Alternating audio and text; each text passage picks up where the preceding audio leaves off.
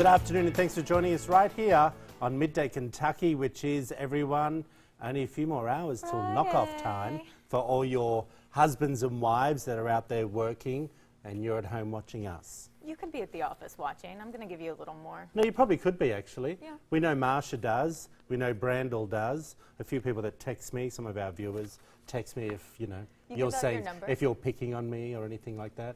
They send me messages saying, gee, Amber was being mean to you today. Yeah, that happens a lot. Every day. No, it doesn't. How are you, babe? It's Friday. How are you? It's good. I'm feeling tired. Snoozy. Yeah. Well, you had a busy weekend. 14 days straight, and I'm feeling every bit of it right now. Don't dramatize yeah, or anything. I know. 14 weeks straight of work. Well, I'm a little nervous right now. You've got your big thing on tonight. Yeah. So Jason Myers, our meteorologist, and I are riding in the Battle for the Saddle. It's a team pennying event, and all money goes to the Kentucky Horse Park Foundation. It's a really good time. Tickets are still available. They're $10. We have the information on our website. Yeah. But it's a little scary. Like, these people are intense. They're really good riders. Are they? Our goal is just to stay on. You'll see a lot of... You can ride. Well, yeah, but... But penning, well, just explain to everyone what penning it is. They have two people who actually have horses, and they know how to do this. It's a Western event, so Western saddle. And then there's a celebrity, and there's some really great jockeys that are in there, and some really great celebrities. So you really will see people that can ride. But there's a herd of cattle at the end of the arena. You start in the middle. You're given a number immediately, and you have a certain amount of time to go into the pen, find 3 cows with the same number. So say it's number 8, you're going to find 3 cows that have 8. Well, I think they're calves, aren't they? Or they're calves. Yeah, they're calves. And then you kind of round them out of the curb, bring them up to the other side of the arena where there's a pen, and get them in there. It sounds easy. No, it's like herding cats, especially for like Jason and I. Yeah, but you can ride, and like we used to do those sorts of things because I used to do Western Pleasure as well. But as growing up as kids at gymkhanas and on the show circuit. But it is hard when maybe your teammate might not be as good as you. That would be us. We're the not good ones. And you can tell. I feel so bad for our riders. Because there's 2 professional riders. Well, sometimes. I mean, it depends. But most of them really know what they're doing. Correct? 3. But it's a lot of fun because there's usually a big crowd there, and they're cheering them on. So it's a little bit of pressure. So again, our goal is not so much battle in the saddle, it's to stay in the saddle. But if you're not doing anything, it's fun out there. Yeah, go out tonight. Check it out on Midday Kentucky's Facebook page as well. We'll put links up there for you. Alrighty, it's important to go. Okay, I need to tell you this because I just wanted to ask you questions. I want to ask you questions. Okay. It's important to keep a clean house, right? I don't know. You have a housekeeper. But how good are your laundry habits? Experts went through a list of household chores and explained the proper timing of when certain items should be washed. I immediately called my housekeeper and said, double time, boo. All right, so let me just go through some of these for you. Now, they're saying you should wash your sheets every week or 2. Well, I think every week is suitable. I think. Do you know what I mean? I think every 2 weeks is too much. Okay. I don't know. Too much? Well, not enough.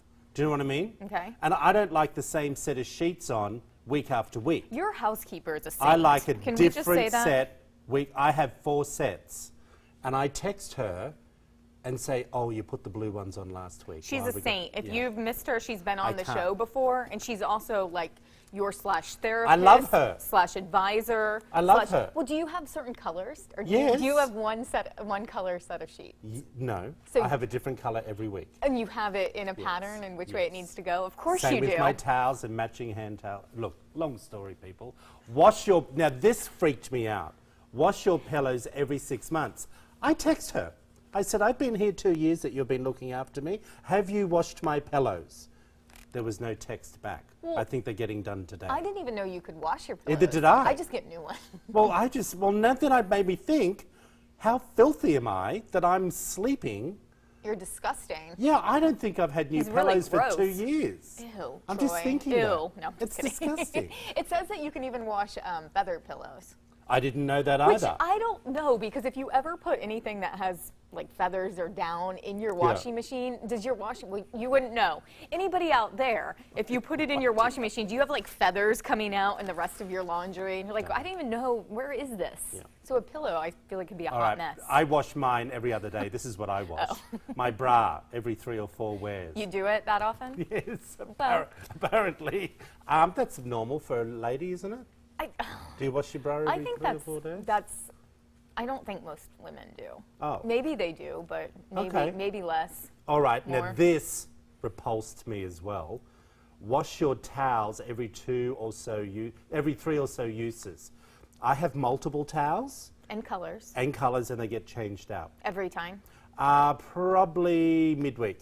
Okay, so not every day. My mother was like a clean freak. Bless her. I mean, she's great. But she would pick up like towels from my brother and I and my dad before we were even finished with them. I and love it used that. to, oh God, that annoyed us. Oh, my nonna used to do it. I'd be just finishing drying myself, and the towel was in the wash. Yeah, it's gone. Like we would turn around and be like, "Where's the? It's in the wash." But same way with clothes. And then we would get irritated because it would mess our clothes up, and jeans didn't fit like they should have. Mom. Yeah. Alrighty. This is the next one, everyone. Replace each dish towel with a clean one every day. I don't do that, but then I had to think about this morning. I don't actually wash up. Yeah, you don't. So I may wipe my hands on it every other day. Yeah, I don't use my dish towel either. It's there for decoration. Yeah, I agree. And I've told Terry I needed, a new look. Terry, your housekeeper. I love / that. angel. Yeah. I called her the other day and said I was thinking of moving. Okay, and I messaged her and I said, hey, Dal, thinking of moving, thinking of going downtown. This is the dates I'm thinking of. Let me know when you can pack the house up so I can book a hotel.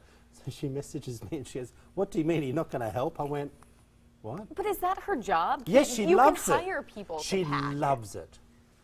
She told tells me you she loves it. Yeah. Right. You didn't get a Tell us text when back, you think we're remember being that. nuts, everyone. Alrighty, the athletic director and assistant principal at a high school in Chattanooga posted a video that blamed girls for a new dress code rule. The change? No one can wear athletic shorts. Since then, the video has been removed from YouTube, but the Chattanooga Times Free Press uploaded it again. He has been put on leave, but take a listen to what he actually said. We need to make sure athletic shorts. And I know, boys, you're thinking, I don't understand why it's not fair. Athletic shorts go past your knees. I didn't make the rules. Well, I kind of did. But that's the rules. So that's just what we're going to stick to. And that doesn't mean that you can wear athletic shorts. So everybody who's going, well, I got a detention for athletic shorts, that's what you're going to get. And if you don't serve it, you're going to do a Saturday school. So just don't wear them. And if you really want someone to blame the girls, because they pretty much ruin everything. They ruin the dress code. They ruin, well, ask Adam. Look at Eve. It's really all you really get to get to. Okay, you can really go back to the beginning of time. So it'll be like that the rest of your life. Get used to it. Just keep your mouth shut. Suck it up. Follow the rules. You're speechless, I'm right? a little bit confused what Adam and Eve had to do with it. Well, he's gone back to the biblical reference. But what did they do? What did she do to ruin everything? Well, she broke it by eating the apple. Oh, of course. Okay. We'll go to that lesson. That's a another really... day. No, okay. I was trying to work out the analogy. Right. And I'm like, I don't quite understand, but now you've Now you explained get it. I'm like, really? That's a stretch. Okay. What do you think about this? Maybe explain to me where athletic shorts are. Okay, so they're like kind of gym shorts. Usually for girls, they're a little shorter. Yep. Usually for guys, No, but they're loose. So a lot of times you'll wear tight shorts underneath. No, I especially if you're an understand. athlete. I got you, like a running short. Yes. Not the long basketball-y shorts. I don't think so. Okay, so they're saying that the girls... Ruined it. So ruined maybe it they're because- wearing them well, too hold short. on. So the girls didn't want to wear them? No, they wanted to wear them, I'm sure. It doesn't explain. So I found the story last night and was I'm shocked. confused. I shouldn't have been shocked because this still happens, which is just like mind-blowing. But I think what I got from it is probably the shorts are sometimes loose. If you're stretching, if you're doing athletic activities, you maybe can see up the shorts a little bit. I don't know if that's why this happened. So with girls, a lot of times they'll roll their shorts, especially in high school or middle school, to look hotter. I don't know why. They're uncomfortable. Okay, to be so the honest. girls were not wanting to wear athletic shorts. It doesn't say. So we're just speculating here. I don't know. But they took them out of the dress code, but he's blaming girls. Well, obviously the girls have an issue with it. I really don't think it makes a big deal, does it? What he said? No, like he's a fool. He's an athletic director, and he's a vice principal of that school. Oh, he's the vice principal as well? Yes. He, I mean, to me, he just sounds like he's just going through a bad I think breakup, he or just he needs got to shut his scorned. mouth. He Do you know what is I mean? scorned by a woman. Tell us what you think, everyone. Head over to Midday Kentucky's Facebook page. Alrighty, this is something else that I found interesting as well. I'm going through a bit of a home phase, I think. I know, you're ready to for settle that? down. All right, do you make your bed every morning? A study claims that the answer to this simple question could actually reveal more about your life than you may think. All right, people who make their beds tend to exercise regularly, wake up without the help of an alarm, work in health or technology fields, and enjoy romantic movies, jazz music, and some episodes of House Just Hunters, some. everyone.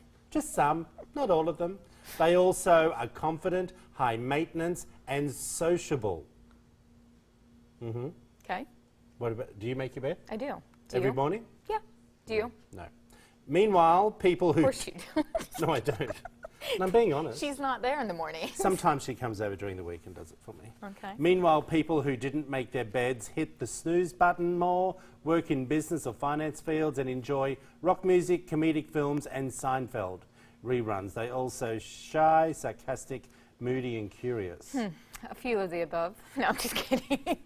I don't think... Well, you know, where do we get these studies from? This study comes from, which made me laugh that the study is actually from a Mattress.com? mattress. Yeah, it's from a mattress company. But this is a well-known study. I've talked about it with friends before. It's become like conversation whether or not you make your bed. And they talk about a lot of military things. That's the first thing they teach them. Oh. I even read an entire book about how you set your day by how you set your morning. And making your bed is one of those routines. Okay, I just want everyone... Okay. I sound really bad, and I just want to clear this up. No, it's not bad. I don't have my bed where it's all over the place. You Do know what I tidy it mean? up.